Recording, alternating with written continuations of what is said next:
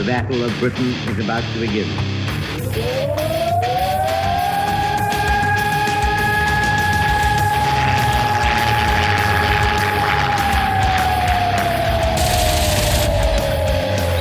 right, we got tanks up there.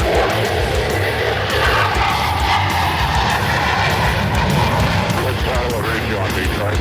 I'm doing out right on the target right now. I've got a couple of these right in front of me. I'm going out for it. Right, I got him.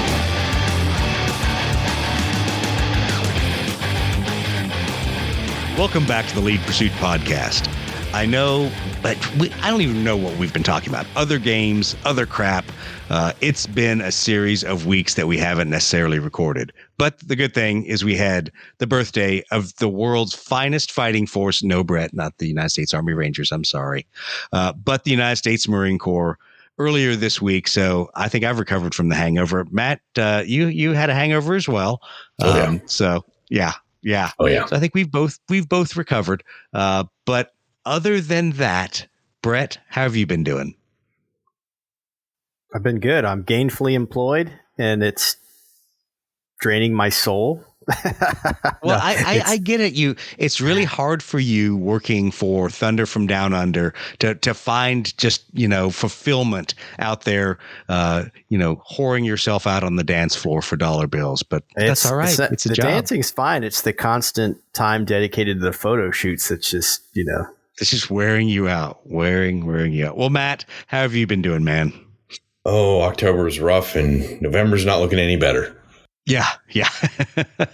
Well, at least the good news is the government's back to work, so I have to get getting back paid. To work. Yeah, exactly. You're actually getting paid. Lucky you. Yeah. So here in America, we've finally turned our government back on. Not that that's going to help anything, but it at least gets us to the holidays. Well, guys, it has also been a tumultuous month and a half on social media and the interwebs and Board Game Geek. I know we had laughed about several things that were driving people crazy, but we're not going to talk about that tonight. I don't think. I mean, this isn't the Harrier FRS 1 episode, is it? Not yet. It was about to be. It was about to be. All right. Well, then let's ask that question. Matt has teed up several questions for tonight. I think, as the guys from Iron Dice Gaming called it, Matt wants to hear a little bit about Glover's War, the keyboard warrior of the internet. But I don't know. Those may or may not be his questions. I didn't have that one ready. No, I didn't think so. Okay. I didn't think so. We'll do that next time. Exactly. And I'll edit a lot of that out. Anyway, that's fine. And now. All right. So, Matt, you had wanted to talk about scenarios and scenario building. That's right. So as you know, and I think I've kind of shared with the group, I've been trying to work on a scenario for Vietnam Blood Red Skies Beyond McGalley for the Sante raid. During the Vietnam War, during the failed raid to rescue some POWs late in the Vietnam War.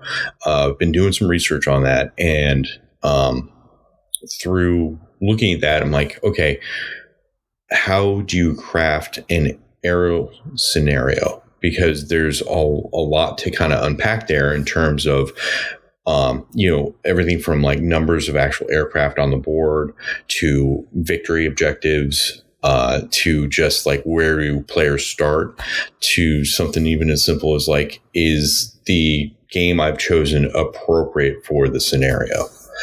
So kind of the first question I wanted to kind of ask was, and let me see if I can find my notes real quick. Where did I put my notes? My God, man. I totally lost them. All right. No.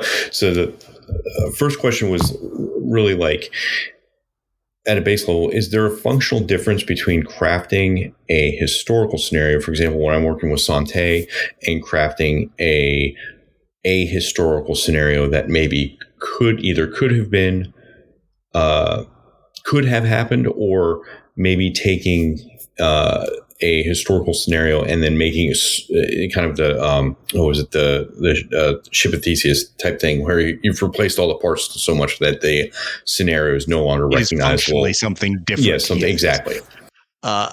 I will use the internet meme and say yes, but also no.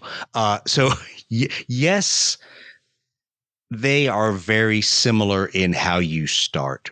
But what I will say is obviously historical things that are billed as historical scenarios, things that are billed to be historically accurate, bring a lot of baggage. And people tend to view them in mutually exclusive ways. And this is where so many scenarios get derailed, and so many people who have good intentions of hosting a convention game or doing something that is an interesting historical dive into an event where they suddenly go, this is just too hard. I can't get it. The very, very first question I believe you have to ask yourself is, and it alludes to kind of one of your last points, is this game capable of producing a historical result? And that's the first thing you have to say. And I think if anybody walked into a room full of Blood Red Skies players and said, I am here to validate the historical outcome of Battle X, Battle of the Coral Sea, Battle of Midway, Palm Sunday Massacre over the Mediterranean, I think any experienced Blood Red Skies player would say this game is not for validating history. It can have a historical flavor. So I think once you answer that question and you say, all right, we're not here to say that if you flew the exact formations with the exact same aircraft at the exact same points in space, you would reach the historical outcome. Once you break yourself of that, then it allows you to do a lot of really fun things. Let me ask a question, Brett. Why do we generally go down this road of believing we need historical outcomes in historical war games? Yeah, I mean, I guess the context of my question was: do you observe when you've been to a lot of these things where you see them? Is that kind of the trend? Is that hosts are insisting that the thing play out the way exactly as it played out in, is there somebody standing there with a stick smacking your hand if you do something that deviates from the way it actually happened historically? Or is there generally an acceptance that, hey, kind of let it go? There are games like that people want to see it unfold as a 28 millimeter, 10 millimeter, epic scale history lesson. There are people that host events like that. I think most at modern games, most people don't want that. Most people want to have the flavor of it. They don't want the exact perfect historical result. They want the flavor of it. They want the decision making. They want to say, oh, I was faced with similar challenges, even if maybe they responded differently and the outcome was still already predetermined. But I think, go ahead, Matt. Well, I think that kind of gets into and we've kind of touched on this in other episodes before, the simulation versus game difference. Exactly. And once you break that, it frees you up to do a lot of things. Now, let me also tie that decision. Are we truly modeling or trying to simulate? Are we trying to get a historical result, or do we want the flavor? Then that also answers the next big question of what's the scope of the game? I mean, Blood Red Sky scales really well. And I've seen some amazing games that have fairly representative aircraft where they're sometimes at a 1-to-2 ratio, 1-to-4 ratio of the actual number of aircraft that were in the engagement. And those are huge Blood Red Skies games. And those are a valuable tool for showing people just the dramatic amount of air power, and that there's an inevitability to all these waves of aircraft attacking your carrier or attacking your cruisers that eventually somebody's going to get through. So when you get to this question of scale, all of a sudden you say, well, I'm not being forced to do representative aircraft. I get to make a scenario writer's choice. Do I tell people to bring 30 airplanes and be at a 1-to-2, 1-to-3 ratio? Do I say, let's do it with 10 airplanes? Let's do it with 4 airplanes in one wave. You suddenly have a lot more flexibility because you're not concentrating on the final output being the historical answer. And I've done that a number of times, specifically with the Beyond Mig-Alley scenarios, because you're just simulating one wave over the target. There might have been 30 F-105s. I'm simulating one flight of 4. We're just going to do one wave of this. We're going to generalize things because we want you to get the flavor. Now, there's a historicalness to it that we'll talk about here in a little bit, where you want to make sure the threat, the feel, the win-loss feels historical, but a lot of games you can't control that. So at least control the representative size and say, you know what, we're going to zoom in from this, let's say Battle of the Dragons Jaw Bridge. We're going to zoom into the one flight attacking it, and the one flight getting through the SAMs, and the one flight dealing with the pop-up MiGs. And if you want to, you could even replicate that with multiple players on larger boards. So it allows your scenarios to scale a little bit. So once again, if you've answered the question of can I break the historical outcome, I just want the historical flavor, then it allows you to scale the scenario with the number of aircraft. And then the other piece that really walks into is game balance. And we'll probably spend a lot of our time here in a bit talking about scenario balance and things. Mm-hmm.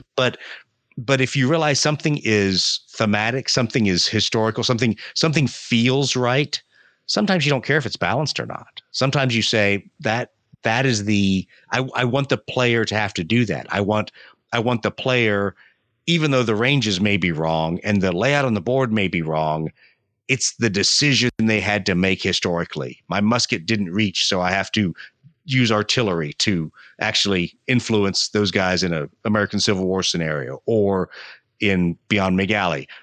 The range of the SAM is bigger than the range of my anti-radiation missile. So I'm going to be in the SAM's weapons engagement zone when I have to shoot this missile. The SAM's going to get to shoot at me first. Mm-hmm. So you choose those things. And even though the ranges, like for Beyond Mig-Alley, may not match up, it feels right, because we said it doesn't have to be a perfect historical answer, but it has to have the flavor of history. And that kind of segues into another part of that question, which is, or maybe part of it, is the kind of inspiration for a scenario in the first place. So, for example, forgive me, I forgot the name, the engagement that we've played multiple times at Nashcon with the F-105s and the F-100s. Which one was that again? I'm blanking. I was Rolling Thunder, but I'm blanking on the actual. Okay. It was the first major push of Rolling Thunder. Yeah. So that one, you've got a historical event that you've decided to kind of, I don't want to say model, but like that inspired that scenario, and then you've gone. Right. I don't remember what the numbers actually were for that particular flight, but you've got X 1 to 1 or 1 or 2 to 1 or however it breaks down for actual aircraft. How do you take something that's maybe more difficult to model? For example, with the thing I'm kind of struggling with Sante scenario is you've got the Air Force Special Air Aviation Squadron A1s flying in with F4s top cover and F105Gs running Wild Weasel. That's a whole portion of the scenario. But then further east, you have Navy A6s and F4s running in their whole separate thing. So it's like I could choose to try and model that all in one game, or like you said, that would be horrible. It probably would be. Because, you could kind of scale it down where you only have like one flight of F4s, one flight of A6s, one flight of two F105s, two Air Force F4s, something like that. Are you talking about Blood Red Skies at that point, or are you talking about missile threat? That's where I think you have to own up to what am I trying to have the players walk away with? Is it the whole historical piece that if we don't synchronize the Navy's actions, the Air Force actions, the rescue helicopter actions, if we don't synchronize those things, then this is not going to work? And that's not Blood Red Skies. That is missile threat or something. And even missile threat gets a little ponderous with that many aircraft. But what I tell people is Blood Red Skies does well when you simplify and generalize. And when you say, I don't have to have every anti-aircraft site that's out there. I just need to know, when will the player be shot at by the anti-aircraft guns? I need to know historically, what were the altitudes they're flying at? Because we don't simulate altitude. So did they get shot at the whole time they were down low? Did they only get shot at when they were attacking the target? So you have to make some scenario-based judgments on how much you can do.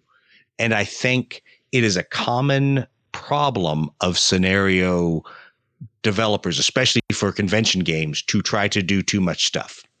Great example from Nashcon 3 years ago, when Steve was there, 4 years ago, of the guy that did the beautiful Plo-SD raid board. It was awesome. But because he simulated flying through all the flak belts, hitting the target and flying out through all the flak belts, it took them forever. And by the time we had dinner and came back, they had basically penetrated one flak belt. So there's a point where you go, okay, it's cool. You're doing all the things that went on, but time, space, number of models just isn't achieving what you really want. So that's the other kind of thing, is like the physical logistics of the game in terms of like time and model count and all that stuff makes, I mean, we're talking Blood Red Skies, where it's definitely not a simulation. That takes some of the fun out of it if it's becomes so clunky that you're sitting there figuring out the kind of less fun flak shots and that sort of stuff. Yeah, and you shouldn't. That Brett remembers, he saw us do it at Adepticon 2 years ago when we did the big Korea board, or 3 years ago, I guess. And that one was a lot of aircraft and it was a lot of players, but they weren't all playing at the same time. Things were synchronized and they were built in waves such that your first sweep of F-86s came through and started dogfighting the MiGs. And the plan was to boom out the MiGs. That was okay. That's fine. Because as soon as you boomed out the MiGs, the F-86s kind of went away. And then now you have your flak suppression F-9s that are out there, and F-80s that are out there doing that as well. And then you've got your B-29s coming along. So you've got an ability to have multiple players playing through, but keep the pace of the scenario going. And that really is tough to write a scenario that is that big. That when you write something like that for a convention game, you will have to wing it. You'll have to know what those pacing items are, that I don't want things to get boring in here. So you may have to look at the board and say, oh crap, the B-29s need to come on the board because otherwise all my fighters are going to be gone. And it's just going to be us pushing B-29s across the board at 7 inches a turn or whatever. You need to have those things built in, but that kind of a scenario, I think big scenarios, in my opinion, while they're cool for convention games, don't teach the game as well as a small scenario does. I think big scenarios are awesome for giving someone a perspective of the battle, giving someone a feel of the number of aircraft involved or the complexity of the air operation. But I think what we do is we take Blood Red Skies from a beer and pretzels game and we turn it into a convention game. And the two are really very different, because a beer and pretzels game is something you can pick up anytime with your buds, have a great time, play for an hour, do something that looks, smells, tastes historical, but was easy. And a convention game isn't that. So when people say generate scenarios, I think you want to be really careful that you're breaking the good things about Blood Red Skies. It's beer and pretzels nature. You're making it into a scripted, game mastered event. And that's not Blood Red Skies. Blood Red Skies is the system resolving all your attacks and your movement, but you are making decisions as a game master. So one of the illusions and connections I'll draw to all of this, it goes back to the historical versus ahistorical scenario. Most convention games, from the moment you say go, if they're big, become ahistorical because you as the game master have to keep things moving. And so you have to make decisions that, okay, I'm going to change the order up, or I'm going to bring a unit on the board earlier, or I'm going to bring an event out earlier. I'm going to do something to change the pace of people's games. Because if you don't change that, you end up with the 90% of the games that we hate at historical conventions, where you're sitting there. Not my turn. My forces are 5 miles away. They won't be on the board for another 12 turns. 12 turns could be 6 hours. So none of us enjoy that kind of a game. Yeah. Probably a really accurate simulation, but we don't like that. So I'm going to get a Coke and come back, and it's still not my turn. And still I'm not my checked out. turn. And you just cease caring. And nobody in today's gaming era, nobody wants to play those games. Where at the 1970s, 1980s, conventions were smaller. Big event boards like that were something you did all day. Would be a different world, but that's not how convention games go. Even the big games are constrained to 4 hours, maybe 5 hours, not the entire day. And we'll come back tomorrow for day 2. Mm-hmm.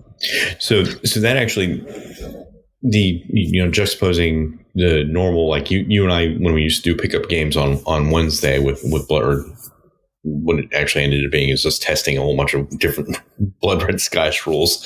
To when I still don't know what I'm doing anymore.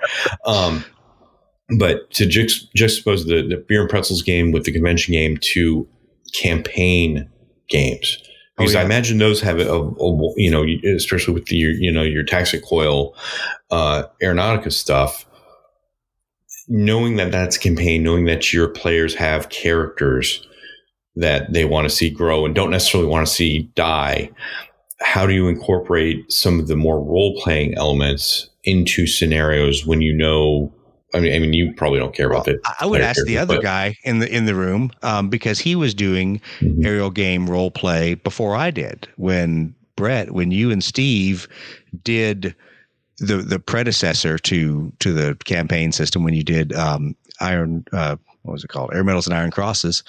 How did you guys handle that? How did you handle taking a scenario but ensuring that you're still getting a little bit of this role play, and maybe you lose people, but there's an element of preserving your squadron as you go from mission to mission to mission?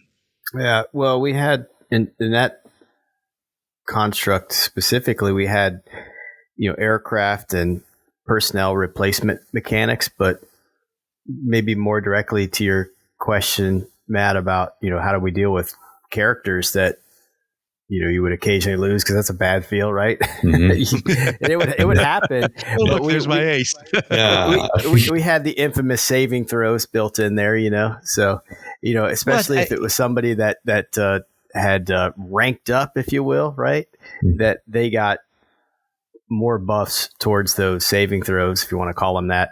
So it was harder and harder the better they got for them to truly be gone forever. It could happen. Like rolling ones was always a bad thing, but there was usually provisions. Like if you got shot down, you had an opportunity and you had a player choice to bail out or to try to crash land. There was pluses and minuses to those decisions, and then there was depending on where the crash happened or the bailout happened, it could have been we would determine like where on the map it happened. If it was enemy territory or friendly territory, there could be a buff. If you obviously landing in your own territory was generally better than landing in enemy territory, because if you landed in enemy territory, chance for being captured. But there was a chance that you weren't outright killed in the bailout or crash land attempt, and there was a chance that you could evade capture, and things like that. So you had to go through layers of things before you actually were just dead and removed from the table altogether. You might just be missing from the campaign for several months because you were captured or injured in some way.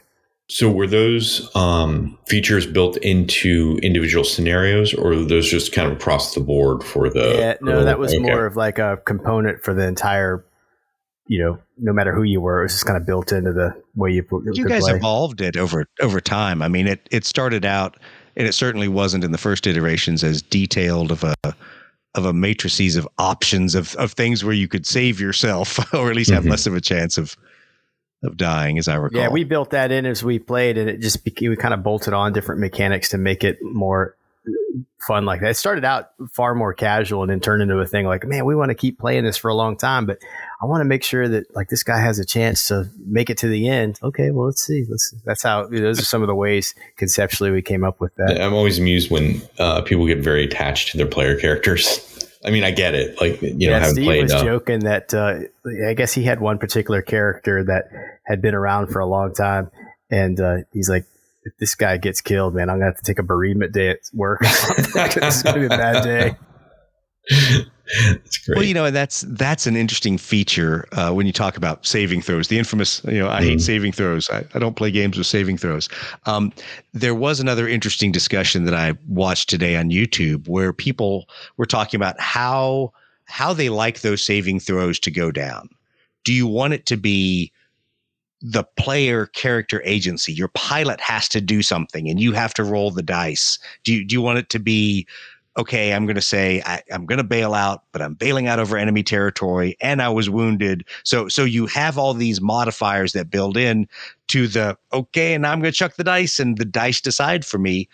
Or do you want, in a sense, a mulligan? Do you want to be able to step outside of the meta of the game and say, I'm going to play a command point or whatever your equivalent is. I'm going to play it and I'm going to get a reroll. So no matter what simple mechanic I have to determine if the guy fails, that's cool. I'm throwing down a campaign point and re-rolling those dice because I don't like the result because they're an important character.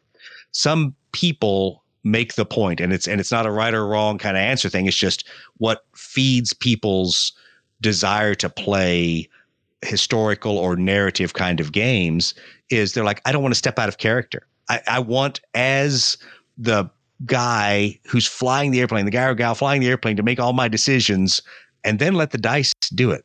This isn't a tournament game. I don't want to step back and think, well, what should I do to really win? That's when you use campaign points, command points, things that are outside the meta of the game. But in narrative games, and I would agree with what the vlogger was saying, you generally want to make it so they feel like they're doing it in character and they're making a decision, and then the dice take it where it may. But yeah, that does get tough. We did a thing where we had sort of like we built each character almost like a D&D kind of thing where they sort of had certain character traits.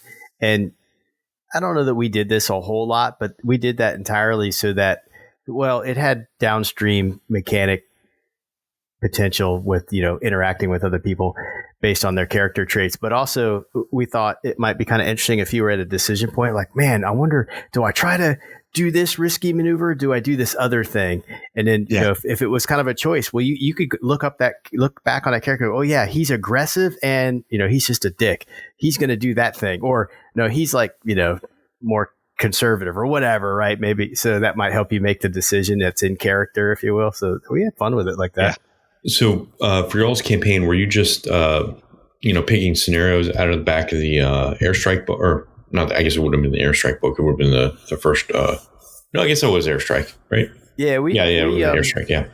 Steve and I, because our collections really kind of match this. I played Luftwaffe and he played the British, but we just started from Battle of Britain and just with the intent of just continuing to play. We were in Mediterranean, so we went from we just ported those characters and squadrons, if you will, over to the Mediterranean. Just kind of started with the intent of playing chronologically through the end of the campaigns. And what was kind of cool about it is, like in the beginning, I had certain buffs because Luftwaffe and whatever, but those then they became nerfs later in the war, right? And so there were different, depending on what faction you play, there were things like that built in. You might have some advantages and disadvantages, different periods of the year. And of course, the aircraft changes that were available to you, we kind of stuck to that.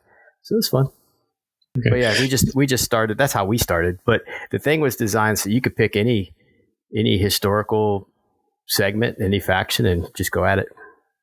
So that is a good segue to, I guess, inspiration for developing a scenario in the first place. Like you guys just wanted to go from point A to point B in a time frame, which is awesome. In Doug's case with the aeronautica stuff, from the few games I've played in or observed, it's clear you've picked up something from somewhere. In some cases, it's a sci-fi show or a monster of the week. You decide Godzilla just, shows up on the board, but you take special consideration on what works for the game. But like, kind of like the Dam Buster raid inspired the Star Wars Trench Run.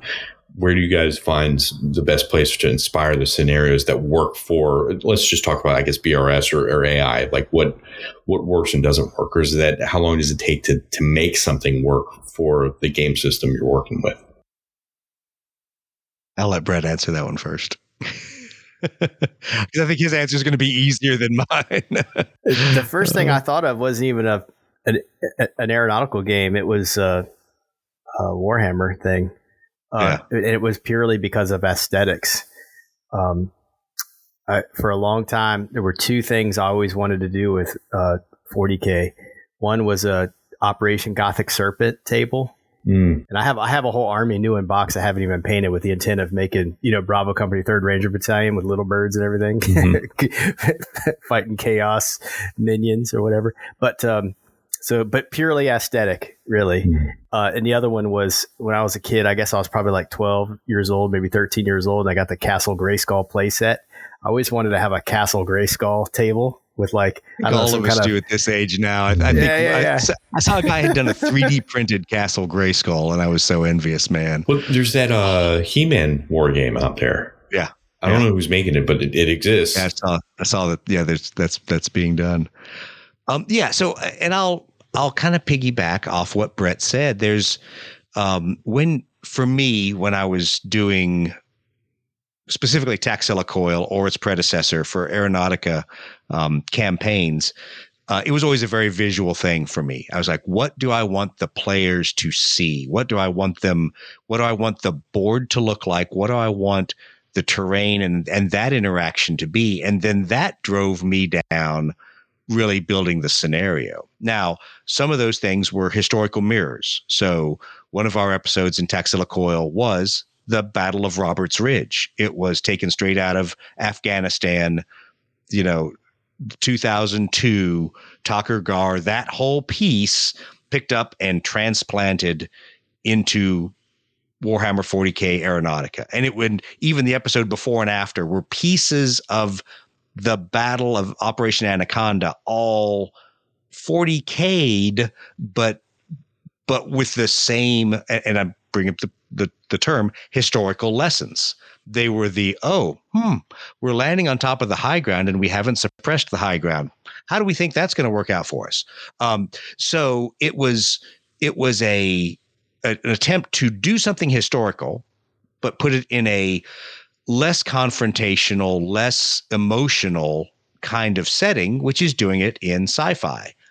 And because I think if you roll in, you say, hey guys, we're going to simulate the Battle of Takur Ghar where a lot of Americans got killed, they might be like, why are we doing that? That just doesn't sound fun. No. But when it's part of the campaign and you let them make the same decisions, let them walk into the same things that seemed smart at the time, but in hindsight, everyone looked around the room and said, why did we do that? That it really helps teach the history. And I will also say part of the beauty of a sci-fi campaign is you can do whatever the heck you want. You come with a crazy idea. Like you said, you steal it from a show, you steal it from history, whatever you want to do. You go, I'm going to do that and I can make that into a scenario. But the tough thing about running a war game based RPG, and this is something that a lot of people don't think about, and I didn't even realize it, is the problem is if you're playing Dungeons and Dragons, if you're playing Traveler, if you're playing Daggerheart, they all have either encounter tables or they have mechanics for developing what will happen. You don't have to be super scripting. Well, when you play a war game that has very fixed interactions, that has a board that has fixed interactions, you're basically building a whole new dungeon every week because you have to build where the bad guys are, what those ranges are, what the weapon systems are. And it has to not be exactly what you did the week prior. Because if you just show up and you fly against chaos aircraft and ground sites or Tau for week after week after week on the same board, where's the fun of that? It's harder to bring in all the parts of the role playing because the game itself, the core mechanics just become no fun anymore. You're like, whatever, I'm going to go shoot the same tower airplanes over. But it's a fun challenge because it means that every week has to be different. I'm going to totally squirrel on you and answer a question you didn't ask, because there are people who, as soon as we bring up role playing in war games, it's going to be the whole: do you have free will, or are you railroading the players? If you are a war gamer and your players are war gamers who like the war game you're playing, you will railroad the players. It just happens, because you can't.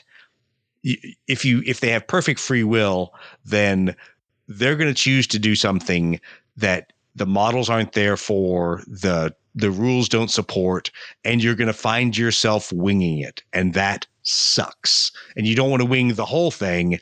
You just want to wing it when suddenly that pilot tries to slow down by 200% of his aircraft's performance. And it's an easy GM thing to say, okay, make this die roll, make this decision.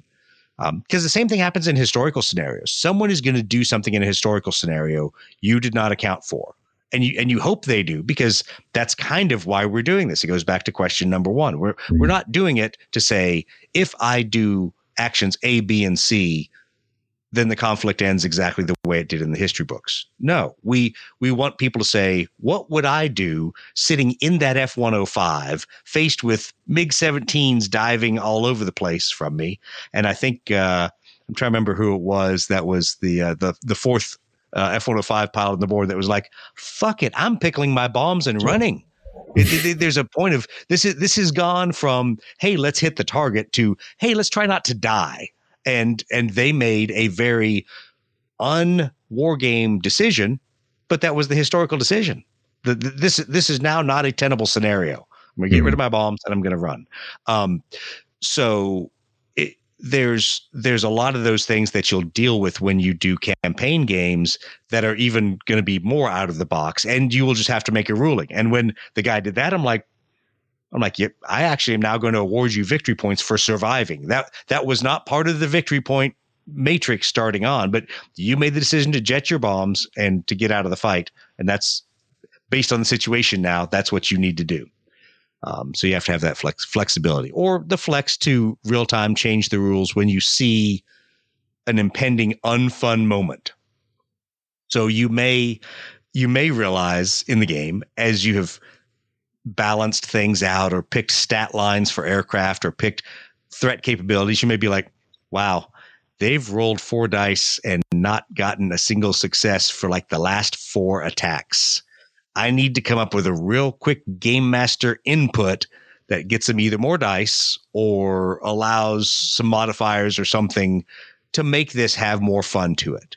And I'm not saying the players have to win, but I'm saying if the battle isn't a frustrating loss that you're simulating anyway, and the players are going down that road, you may have made something too tough, and you may have to make a real-time GM call. That was going to be like one of my last questions, was what makes a fun scenario versus what makes an unfun scenario. And I think you kind of tapped it. We've kind of tapped on it all the way through, but yeah, that's really hit it. Well, I think you guys have both seen it, and will probably, I would hope you would see it the same way I do, is it changes every game because it's an audience component. Mm-hmm. It is, what does the audience want out of the game?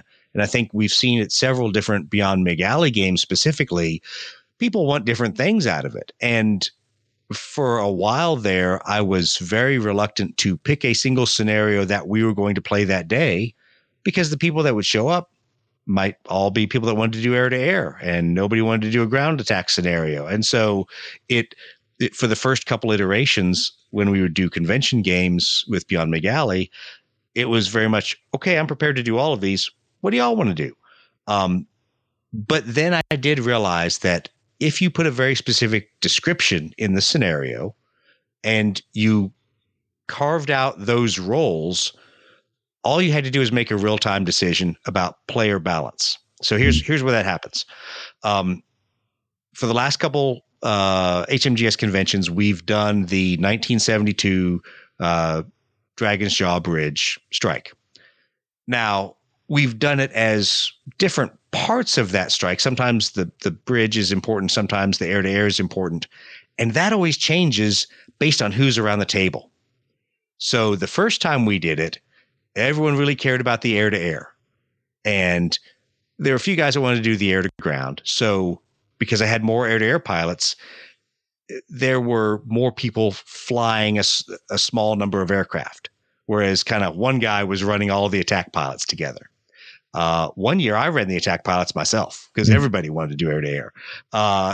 Then in this last one, we had a real mix. We had some people like, no, I want to be the harm, or I want to be the Shrike shooters. I want to be the A7s that shoot the Shrike. I want to be the A7s that bomb. I want to do the F4s. So we could break it up, and you didn't have people doing all of the attacks, or they didn't all cluster into the air-to-air machine. They were on all the F4 pilots. You know, they really wanted to spread load out. And so it meant that each time I ran the scenario, I had a different number of people flying each group of airplanes. Sometimes people flew 2 airplanes. Sometimes people flew 4 airplanes. Sometimes they flew 1 airplane. It all mattered with what that dynamic of the audience was. And so by changing that, I could tweak if they had fun or not. Because if everyone wanted to have air-to-air and no one wanted to spend 3 turns trying to bomb the bridge, I'll fly the A7s myself. You know, whatever. I'll push them down there. I'll show some really cool stuff. I'll game master it, and I'll have the Sam shoot, the Shrike shoot, all that stuff. But yeah, if you guys want to be fighter guys and do fighter things, whatever, cool. Everyone gets 1 F4 and 1 MiG, and we'll go from there. I mean, that was the kind of inherent flexibility with the Vietnam scenario with Nashcon, is that we just kept adding players, and it was still fun. Yeah, up until we realized we'd forgotten a couple people because the planes blended in with the mat, but you know, that happens. Oops. But it was, Thanks, it was still, I think everyone, your amazing paint jobs, I know, Trevor. it was just too good. But I think everyone had fun, and it was great. We just kept, I mean, I think at one point we had to go grab some Navy F4s or something like that, just to, you know, because we had the space and the time. Yeah, well, and the best compliment that came out of the Rolling Thunder scenario was that several people were like, wow, I now understand the threat compression, that I've got MiGs on me, and then as soon as the MiGs are gone, I'm rolling in on the target, and the AAA's on me, and then I've got to get off target, and I certainly hope there's not MiGs off target because I just want to get out of here. And so when people said, now I understand what that looked like and what that sort of felt like from a you know, very simplified point of view, that's, I think, the best compliment you can get for a scenario, is that people say, oh, I get the historical lesson, not, oh yes, I refought the Battle of Gettysburg in 3 actual days. You know, that's not what we want. So if you're listening, Don Ayers, we don't want to refight Gettysburg in 3 days. We don't want to do Brandywine in 2.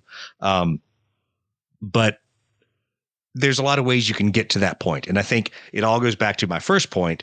Be honest with what the capabilities of your rule set and the scale of what you're trying to show are, and then let every decision drive to that. Let that drive how many airplanes are on the board, how many turns you want this to last. If you as a game master running this kind of a narrative don't think about how many turns it needs to last, you will have people that are really bored. Oh, I totally agree there. Especially with the way both MiG Alley and Beyond MiG Alley aircraft work sometimes. If you're down to like 1 MiG and 1 F-86, they can just keep circling, like blowing past each other, and it just won't end. Yep. But if you have that, if you cap that, then yeah. It's just the way, you know, it's just a dynamic of the game that happens sometimes. And I mean, realistically, capping the time on target is real. Like, they have a set amount of fuel. And you have to fly off the board, and don't be afraid to tweak the game victory rules. Like, don't be afraid to tweak how boom chits work. Don't be afraid to give them an ability to discard some boom chits to keep them on the table longer. There's a lot of different things you can do, but also by the opposite, the yin and the yang to that is be able to shorten up the game and kick people out of the game and go, oh, look, yeah, your guys leave the board. Be able to do that too, to clear the field of play for whatever next story you want to tell. Because that's the other piece. If you're doing a big scenario, you're telling a story. So like any television show, theater play, whatever, it should have a pacing of what you want to do and how long you want to spend on each part. And if we're doing Sante and we're spending 10 turns fighting the Navy fight, that's, at the other end of Vietnam, but we're playing that part of the game and we're not letting the helicopters get on the board, then we're missing the point. It. Yeah.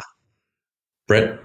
We, Steve and I factored in this thing. I think we called it Valor points. There's always those moments in a game where something really cool happens. Like, oh my gosh, that was totally unexpected. That was awesome. And it could have been something as simple as like, I don't know, somebody doing really awesome, like always rolling sixes or something for, shooting, or the opposite, always rolling ones. So, if something like, we were always open, like if something like that happened, we would just say, oh man, that was worth a Valor point. You got to give that guy a Valor point for that. That was awesome.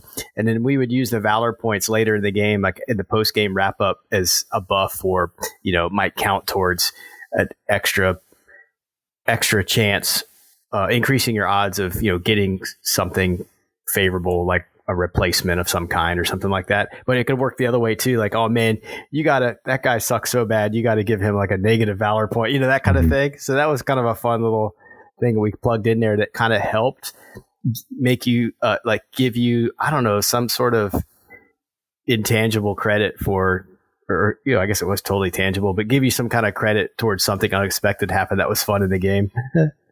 I think there's a point to reminding people that when you play a campaign, if you're playing a 1v1 campaign against your buddy, or even if it's 2v2, only a couple people in this campaign, you're crafting the narrative with each other. It's cooperative storytelling. And so it's not the same dynamic as if you're playing a competitive game. You're going to have those moments where you can be like, I just tried to shoot that guy 3 turns in a row. And you're going to tell your counterpart, yeah, give him a Valor point. I want the actions of this guy to influence me in the next game, or to influence what he can do in the next game. And that's collaborative storytelling, because you're building your own villain. You're saying, for my guys, I want that guy to be the big bad evil. And it's flipped the other way on the other side. So that we would do that too. So like some of these guys could rank up and earn an ace skill, right? Yeah. And just following the mechanics of the way we set things up, it was really just a roll, right? It was sort of random what you would get. But often those guys that were in the game long enough to reach that point where they were earning that A skill card, there was something almost always sort of notable about that guy. Like, I think I had a guy who, like, no matter what, you just couldn't shoot him down. It's like pure luck, but for whatever reason. So we decided, like, when that guy aced up, instead of it being random, like, no, it's got to be, tough, or, something that was kind of matched the thing that always seemed to save his bacon, or the other way around. I think Steve had a guy that was, had really good gunnery or something. So you got like tail snapper or something, instead of it being random, or like, no, that guy totally has to get this thing. It was pretty fun, So like you said, it was totally cooperative narrative. Yeah, I think that's also the piece that if you're doing a campaign, understanding the dynamic of your players. If you walk into a campaign with a bunch of competitive players, it's going to have a very mechanical, rote feel to it, and everybody's going to want everything to be balanced, and they won't want to help collaboratively tell the story. But if you have a bunch of people that are narrative players that no one really cares who's coming out of each round, ahead, then you have an opportunity to do some really cool things, because you're both trying to forward the narrative and not just say, I won, thus I want the benefits of the narrative, which is what sometimes competitive campaigns tend to turn into. Man, I need to get back on working on that Sante scenario, because there's, I haven't even gotten to figure out what incorporating helicopters, if that's even possible. But there's certainly even enough to work with just the Sky Raiders and the the C-130s and the F-105s and F-4s. So, well, it's like Evan from Iron Dice asked the other day on Discord. he asked, how would you recommend in a beyond MiG-Alley jet era, we introduce things like C-47s and Cessnas? How do you make those play? And sure, you can play them just like you would in Blood Red Skies. You can move them a small amount, but it might not be fun. It might take too long for them to get to the target area. So what I tell people is certain narrative assets, certain things that'll be in there either as targets, objectives, things you want to protect, those things, they may just appear on the board. Mm-hmm. You don't need to move them all the way onto the board. They may just suddenly be helicopters in the objective area. Don't let them get shot down. And once they're done, then take them off the board. Yeah, that was what the helicopters were kind of becoming very quickly. They were becoming more turn markers more than anything else, which still looks cool on the board. So I think there's some value in that for this aesthetic purpose. I think they had like 3 or maybe 5 gunships. Those could certainly run suppression against, flak towers or something like that. But that's, keeping them super limited seemed to be the best way to craft that portion of the scenario. But again, the A1s specifically, bring up the issue with the pistons. Yeah. Way slow, and they had to have the C-130 circling to refuel. Do you consider the C-130, which dropped a bunch of flares, part of the scenario, or do you just kind of say, hey, that's how they got there, and that's why they're appearing? Maybe a little bit closer. You don't have to simulate everything. You don't have to put every aircraft that was at risk on the board. I mean, you could, but I think that sometimes then somebody's pushing a C-130 around for no real fun of any of it. Hey, two of my cousins are C-130 pilots, and I think they'd actually enjoy that. They're going to orbit in left-hand or right-hand turns. Mm-hmm. But there's another kind of a caveat to that you just model the things you care about being interactive. Mm-hmm. If the helicopters aren't actually doing something or can't be shot or can't be interacted with, you don't need to necessarily model the helicopters. If they're just there to be the reason for the mission, then drop a helicopter in the middle of the compound when they're in the landing zone. When they lift, take them off the board. So don't even feel like you have to have gunships flying in circles. Just every turn, shoot something that the gunships are shooting. They don't always have to be. They can be an effect. They don't have to be interactive. Casey already printed them for me, so I'd better use them. Okay, well then you're gonna fly them in circles. Yeah, but it's in Taxilla Coil, we did it several times where the non-interactive elements just appeared and they didn't put down maneuver tokens because I knew what they were going to do. Their maneuver was scripted. They were going to fly a straight line for 3 turns and they're going to turn left and land in the landing zone. And there was no point in putting a token down because I, as the game master, was moving them. So when you get some of these elements in a fixed war game, you tend to think, oh, well, I've got to move them and they would move 5 and they would only make a 45-degree turn. Dude, if you want them to orbit the target, just move them orbiting the target each turn. They get to break the rules because they're a non-interactive element. They're doing something in the game. Yeah, and I think that's definitely where I'm landing on with the helos. It just overcomplicates a not very complicated game to begin with, and that seems totally unnecessary for Blood Red Skies. Haven't looked into missile threat yet, so that might be the next step. Cool because it does integrate a lot of different things between helicopters, fixed wing, ground defenses, ground forces. There's a lot of cool things there. But I'm still doing a 1-200. I don't give a shit about the 1-300. Get out of here. Screw those 1-300 guys. Evan, fuck them. Ben, you guys are wrong. All of them. All 2 of them. Entirely inferior. Exactly. That's fine if they want their small little teeny tiny airplanes. We will have our cool 1-200. I found a use for 3mm metal airplanes. Oh, what is that? Melting them down? You'll have to check the show notes for next episode. I'm very, very afraid now. Very afraid. That wraps it up unless either of you have anything specific you wanted to touch on that we didn't touch on, I'm out of questions. Anything on your end, Brett? Not here. Okay. The one thing I'll just remind people is have fun. Don't get in there to build the perfect historical scenario or the most beautiful aircraft. Or if you get to the point where your aircraft aren't painted the weekend prior, just have fun. Get stuff ready, get it as well as it can be. And then, like convention games, stuff always goes wrong. And just like my Phantoms almost not showing up for my Arab-Israeli war scenario at Historicon, there's a point where you go, guys, we may be playing this with, Sundowner F4s, F4Js, so we'll do what we have to do. But have fun with it. I mean, build scenarios, play the game, and enjoy being around the table with other people that want to play the same game as you. Don't feel like you have to teach a history lesson. So,